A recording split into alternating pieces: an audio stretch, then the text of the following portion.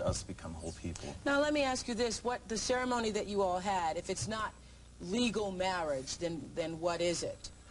It's a spiritual, it was basically a boring traditional wedding. It's declaring your love and your commitment for a lifetime in front of your friends. So what happens if you all decide, if you should decide, that you don't want to be together anymore? Is there divorce?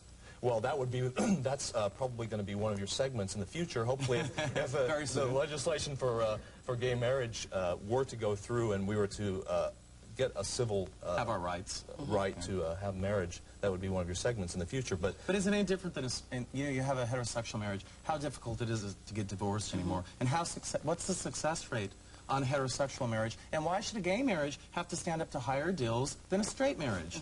Why? I don't think that's right. That's demanding something more from one segment of society than the other. Well, I'm sure what we're going to hear later on in this show, because we're bringing on other guests, and you will have plenty of opportunity to address this, but and I'm sure you've heard this many times before. If God had wanted two men to be married, then he would have made Adam and Adam. Blah, blah, blah. And of course, God's a man. We have to hear that all the time, too. Yeah. You know? And there's only one God in the entire And it's my God, not your God. It's my God, not your God. So, but how do you... And if you don't believe in my God, you're condemned to hell. How do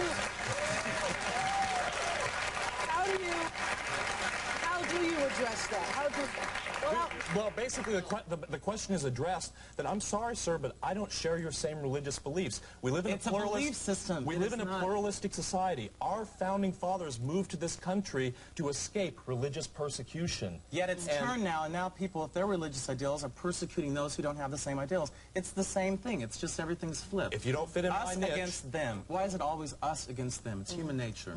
And it's like we do have our spirituality, but it's not filled with hatred, and it's not filled with, I have my rights, I feel fine, I'm not going to give you yours. It's fine when you have your rights to be in the oppressor position. I'm sure it always feels much better than being It's a very oppressed. easy position to be in. Someone should try to slip into our moccasins for a few days. They're pretty big. Pretty big moccasins. Back in a moment. Back in a moment. Some big moccasins.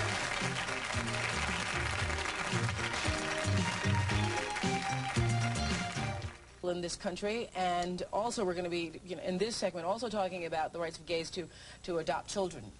Is that something in the future you all want to do?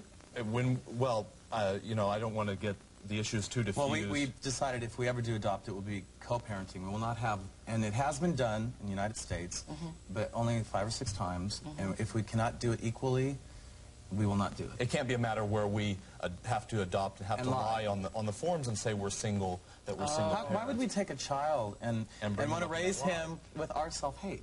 That, we won't. We just refuse. If we are allowed, and we both do feel we could be very good parents. I mean, people think being a parent on your sexuality, on which sex you are, that's just ridiculous. It's what's in here, and if we can't raise a child in a proud, dignified home, then we won't do it, because why pass it on to a child? We had that passed on to us.